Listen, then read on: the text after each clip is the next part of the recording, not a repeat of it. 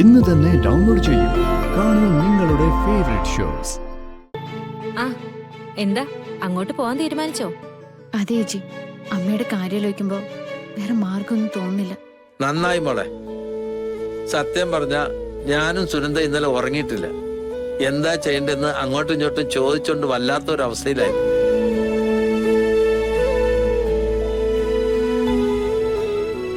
ഇന്നലെ രാത്രി അമ്മ എന്നോട് കുറെ സംസാരിച്ചു.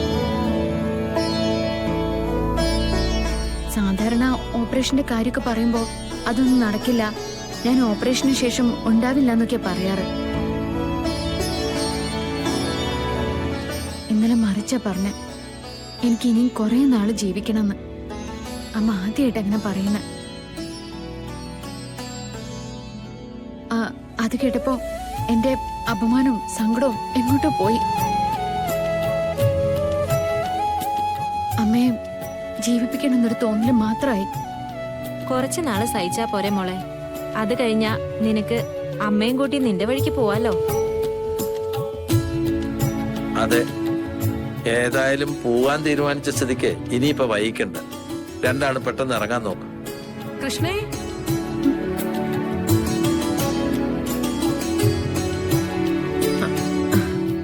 അല്ല പോകാറായോ? ആ ഇപ്പൊ തന്നെ വൈകിയമ്മേ. അമ്മ മോളോടൊരു കാര്യം പറയട്ടെ. നിന്നെ ഇഷ്ടപ്പെടുന്ന ആ ചെറുക്കനുണ്ടല്ലോ, അവന്റെ വീട് എവിടെയാ?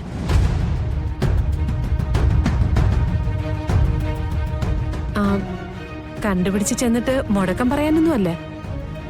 അമ്മ ആലോചിച്ചപ്പോ അത് തന്നെ നല്ലേന്ന് തോന്നി. നീ ഒരു തീരുമാനം എടുത്താ അത് തെറ്റാവില്ലല്ലോ. എവിടെയാ മോളെ അവന്റെ വീട്? അമ്മ തിടുക്കം പിടിച്ച് ഈ രാവിലെ തന്നെ എന്റെ കല്യാണം നടത്താൻ പോവാണോ? ഞാൻ പോയി വന്നിട്ട് വിശദമായിട്ട് അമ്മയ്ക്ക് എല്ലാം പറഞ്ഞുതരാം. നമുക്ക് ഇറങ്ങാം. അല്ല മോളെ, നീ ഇതൊന്ന് പറഞ്ഞിട്ട് പോ. ഒന്ന് പറയുന്നത് കേക്കമ്മേ. ഞങ്ങൾ ഇറങ്ങട്ടെ. ചേച്ചി വന്നേ. മോളെ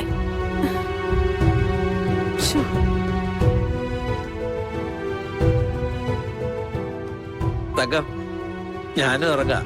അമ്പലത്തിൽ ആളൊഴിയുന്നതിന് മുമ്പേ ചെല്ലണം. പ്രാർത്ഥിക്കാൻ വരുന്നവരുടെ ടിക്കറ്റ് കാണിച്ചാലേ അവരെ മനസ്സും നിളകും. അതാണ് നമ്മുടെ ബിസിനസ്. ഇറങ്ങട്ടെ. ഓക്കെ.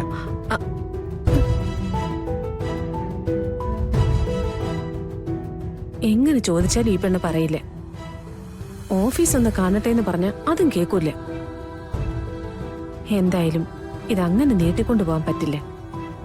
അവളുടെ പുറകെ പോയാല് അവളുടെ ഓഫീസ് കണ്ടുപിടിക്കാലോ.